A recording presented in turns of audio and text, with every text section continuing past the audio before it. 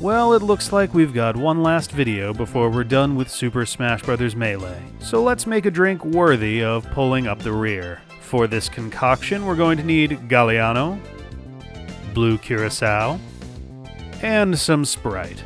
It doesn't need to be 0 sugar, I'm just trying to watch my petite figure, thanks for noticing. We will of course need a shot glass for measuring, and please remember to drink responsibly. First, we begin with a single shot of the Galliano. It's a sweet herbal liqueur whose name is short for Liquore Galliano l'Authentic. Oh. Make sure you have a vessel large enough for the drink you're about to make. We'll come back to this tall one later. Next, we follow up with half a shot of blue curaçao. If it looks like I poured a full shot here, that's just because your eyes are already drunk in anticipation.